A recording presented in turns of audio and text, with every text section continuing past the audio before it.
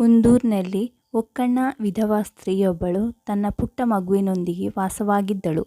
ಪ್ರತಿದಿನ ಮುಂಜಾನೆ ಎದ್ದು ಅಕ್ಕಪಕ್ಕದ ಮನೆಗಳಲ್ಲಿ ಮುಸುರೆ ತಿಕ್ಕಿ ತನ್ನ ಮಗುವಿನ ಭವಿಷ್ಯವನ್ನು ಕಟ್ಟಲು ಪ್ರಯತ್ನಿಸುತ್ತಿದ್ದಳು. ಹೀಗೆ ಕಾಲಚಕ್ರ ಉರುಳುತ್ತಿತ್ತು. ಮಗು ಬೆಳೆದು ಪ್ರೌಢಾವಸ್ಥೆ ತಲುಪಿತು. ಮಗು ತಾಯಿಯ ಬಳಿ "ಅಮ್ಮ, ನಿನ್ನ ಒಂದು ಕಣ್ಣಿಗೆ ಏನಾಯಿತು?" ಕೇಳಿದಾಗ ಏನೋ ಒಂದು ಸುಳ್ಳು ಹೇಳಿ ತಪ್ಪಿಸಿಕೊಳ್ಳುತ್ತಿದ್ದಳು. ಆ ತಾಯಿಗೆ ತನ್ನ ಮಗ ತಾನು ಪಟ್ಟ ಕಷ್ಟಪಡದೆ ಜೀವನದಲ್ಲಿ ಒಬ್ಬ ಸ್ಥಿತಿವಂತನಾಗಬೇಕೆಂಬ ಹಂಬಲ ಮನಸ್ಸೊಳಗೆ ತಳವೂರಿತು.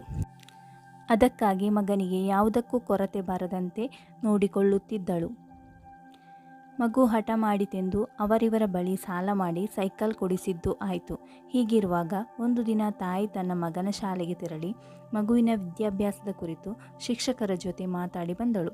ಸಂಜೆ ಮನೆಗೆ ಬಂದ ಮಗ ಜೋರಾಗಿ ಕಿರುಚಿ ರಂಪಾಟ ಮಾಡಿದ. ಆಗ ಆ ತಾಯಿ ಮಗನಲ್ಲಿ "ಯಾಕೆ, ಏನಾಯಿತು?" ಅಂತ ಕೇಳುವಾಗ, "ಅಮ್ಮ, ನೀನಿನ್ನೂ ನನ್ನ ಶಾಲೆಗೆ ಬರಕೂಡದು. ನನ್ನ ಸಹಪಾಠಿ ವಿದ್ಯಾರ್ಥಿಗಳೆಲ್ಲ ನಿನ್ನ ಒಕ್ಕಣು ನೋಡಿ ತಮಾಷೆ ಮಾಡುತ್ತಾರೆ" ಎಂದು ಹೇಳಿಬಿಟ್ಟ. ತಾಯಿಗೆ ಮನಸ್ಸೊಳಗೆ ಅತೀವ ನೋವಾದರೂ ತನ್ನ ಮಗುವಿಗೆ ಮುಜುಗರ ಆಗಬಾರದೆಂಬ ಕಾರಣಕ್ಕೆ ಇನ್ನು ಶಾಲೆಗೆ ಬರಲಾರೆ ಎಂದು ಸಮಾಧಾನಿಸಿದಳು. ಮಗು ಬೆಳೆದು ಕಾಲೇಜ್ ಸೇರಿದ. ಈಗ ತನಗೆ ಬೈಕ್ ಬೇಕೆಂದು ಹಠ ಮಾಡತೊಡಗಿದ. ಕೈಯಲ್ಲಿ ನಯಾ ಪೈಸೆ ಇಲ್ಲದ ಆ ತಾಯಿ ತನ್ನ ಕತ್ತಿನಲ್ಲಿದ್ದ ಸರವನ್ನು ಮಾರಿ ಮಗನಿಗೊಂದು ಬೈಕ್ ತೆಗೆದು ಕೊಟ್ಟಳು. ಮಗ ಕಾಲೇಜ್ ಮುಗಿಸಿ ಒಂದು ಕಂಪನಿಯಲ್ಲಿ ಕೆಲಸಕ್ಕೆ ಸೇರಿದ. ಒಳ್ಳೆಯ ಸಂಬಳ ಕೂಡ ಬರುತ್ತಿತ್ತು. ಇನ್ನು ತನ್ನ ಮಗನಿಗೆ ಮದುವೆ ಮಾಡಿಸಿ ತನ್ನ ಕರ್ತವ್ಯದಿಂದ ಮುಕ್ತಿ ಪಡೆಯಬೇಕೆಂದುಕೊಂಡಳು. ಅದೇ ರಾತ್ರಿ ಮನೆಗೆ ಬಂದ ಮಗನೊಡನೆ ಈ ವಿಚಾರ ಮಾತನಾಡಿದಳು. ಆಗ ಮಗ ತಾನು ತನ್ನ ಕಂಪನಿಯಲ್ಲಿ ಕೆಲಸ ಮಾಡುವ ಯುವತಿಯೊಬ್ಬಳನ್ನು ಪ್ರೀತಿಸುವುದಾಗಿಯೂ ಅವಳನ್ನೇ ಮದುವೆಯಾಗುವುದಾಗಿಯೂ ಹೇಳಿಬಿಟ್ಟ.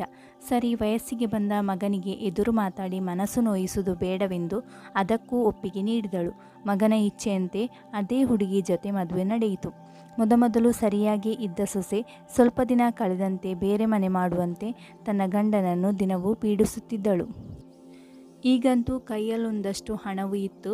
ಪತ್ನಿಯ ಇಷ್ಟದಂತೆ ಹೊಸ ಮನೆ ಮಾಡಿದ್ದು ಆಯಿತು.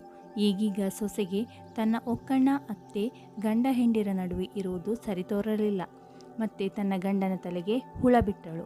ಒಂದು ದಿನ ಮಗ ನೆಪವೊಂದನ್ನು ಹೇಳಿ ತಾಯಿಯ ವಾಸ್ತವ್ಯವನ್ನು ಹಳೆ ಮನೆಗೆ ವರ್ಗಾಯಿಸಿಬಿಟ್ಟ. ಈಗಂತೂ ಆ ತಾಯಿ ಸಂಪೂರ್ಣ ಕುಸಿದು ಹೋದಳು. ಮಗನ ಬೇಕು ಬೇಡವನ್ನೆಲ್ಲ ಪೂರೈಸುವ ಭರದಲ್ಲಿ ನಯಾ ಪೈಸೆಯೂ ಕೂಡಿಟ್ಟಿರಲಿಲ್ಲ. ಮೊದಮೊದಲು ಪ್ರತಿ ವಾರವೂ ಬಂದು ಒಂದಷ್ಟು ಹಣ ನೀಡಿ ಹೋಗುತ್ತಿದ್ದವ ಈಗೀಗ ಬರುವುದು ಅಪರೂಪವಾಗಿ ಬಿಟ್ಟಿತು. ಆ ತಾಯಿಗೆ ಒಂದು ಹೊತ್ತಿನ ಊಟಕ್ಕೂ ಮಗನ ಹಾದಿ ಕಾಯುವ ಸ್ಥಿತಿ ಬಂತು. ಒಂದು ದಿನ ನೇರವಾಗಿ ಮಗನ ಮನೆಗೆ ಬಂದ ತಾಯಿಗೆ ಸೊಸೆಯ ಚುಚ್ಚುಮಾತು ಅಪಮಾನವೇ ಬಹುಮಾನವಾಗಿತ್ತು. ಮನನೊಂದ ತಾಯಿ ಉಪವಾಸ ಸತ್ತರೂ ಚಿಂತೆಯಿಲ್ಲ, ಮಗನ ಮನೆಗೆ ಮತ್ತೆಂದೂ ಕಾಲಿಡಲಾರೆ ಎಂದು ಮನಸ್ಸಿನಲ್ಲಿ ದೃಢ ಸಂಕಲ್ಪ ಮಾಡಿದಳು. ನೇರವಾಗಿ ಮನೆಗೆ ಬಂದವಳೆ ವಿಪರೀತ ಜ್ವರದಿಂದ ಹಾಸಿಗೆ ಹಿಡಿದು ಬಿಟ್ಟಳು. ಮಗನಿಗೆ ಸೂಜಿ ಮೊನೆಯಷ್ಟು ನೋವಾಗಬಾರದೆಂದು ತನ್ನ ಹೃದಯದೊಳಗೆ ಕಾಪಾಡಿದ ತಾಯಿ ದಿನ ಕಳೆದಂತೆ ಹಾಸಿಗೆ ಬಿಟ್ಟು ಏಳಲಾರದ ಸ್ಥಿತಿಗೆ ತಲುಪಿದಳು. ಒಂದು ದಿನ ಆಫೀಸ್ನಲ್ಲಿ ಮಗನಿಗೆ ಕರೆಯೊಂದು ಬಂತು. "ನಿನ್ನ ತಾಯಿ ಇಂದು ಮುಂಜಾನೆ ತೀರಿ ಹೋದರು. ಚಿತೆಗೆ ಬೆಂಕಿ ಇಡುವುದಕ್ಕಾದರೂ ಬಾ" ಎಂದಷ್ಟೇ ಹೇಳಿ ಕರೆ ಕಟ್ ಆಯಿತು.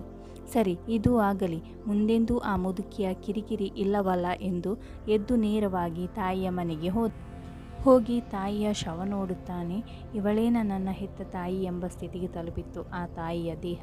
ಶವದ ಕಣ್ಣಂಚಿನಲ್ಲಿ ಇನ್ನೂ ನೀರಿತ್ತು. ಸರಿ, ಶವ ಸಂಸ್ಕಾರ ಮುಗಿಸಿ ಮನೆಗೆ ಹೊರಟು ನಿಂತು ಮಗನಿಗೆ ನೆರೆಮನೆಯಾತ ಒಂದು ಕಾಗದವನ್ನು ಕೈಗಿಟ್ಟು ಹೋದ. ಕಾಗದ ತೆಗೆದು ನೋಡಿದ ಮಗನಿಗೆ 100 ಸಿಡಿಲು ಒಂದೇ ಕ್ಷಣ ಬಡಿದಂಥ ಅನುಭವವಾಯಿತು. ಆ ಕಾಗದದಲ್ಲಿ ಹೀಗೆ ಬರೆದಿತ್ತು: "ಮಗನೇ, ನಾನಿನ್ನೂ ಹೋಗುತ್ತೇನೆ. ಆದರೆ ನನ್ನ ಒಂದು ಕಣ್ಣು ಏನಾಯಿತು ಎಂದು ಚಿಕ್ಕವನಿದ್ದಾಗ ನೀನು ಕೇಳುತ್ತಿದ್ದೆ. ಆದರೆ ಇನ್ನೂ ಚಿಕ್ಕ ಮಗುವಾಗಿದ್ದಾಗ ನಿನ್ನ ಮನಸ್ಸು ನೋಯಿಸಬಾರದೆಂದು ಏನೇನೋ ಸುಳ್ಳು ಹೇಳುತ್ತಿದ್ದೆ. ಇಂದು ನೀನು ಬೆಳೆದು ದೊಡ್ಡವನಾಗಿದ್ದೀಯ. ಸತ್ಯ ನಿನಗೂ ತಿಳಿಯಲಿ. ನೀನು ಚಿಕ್ಕವನಿರುವಾಗ ಆಟವಾಡುವಾಗ ಕೋಲೊಂದು ತಾಗಿ ನಿನ್ನ ಕಣ್ಣು ಹೋಗಿತ್ತು. ನನಗೆ ಇನ್ನು ಆಗಬೇಕಾಗಿರುವುದಾದರೂ ಏನು? ತನ್ನ ಮಗನ ಜೀವನ ಹಾಳಾಗಬಾರದೆಂದು ನನ್ನ ಒಂದು ಕಣ್ಣನ್ನು ನಿನಗೆ ನೀಡಿದ್ದೆ. ಇಂದು ನಿನಗೆ ಈ ಒಕ್ಕಣ್ಣ ತಾಯಿ ಬೇಡವಾದೆ. ಪರವಾಗಿಲ್ಲ ಮಗು, ಆದರೆ ನನ್ನದೊಂದು ಪುಟ್ಟ ಕೋರಿಕೆ ಇದೆ.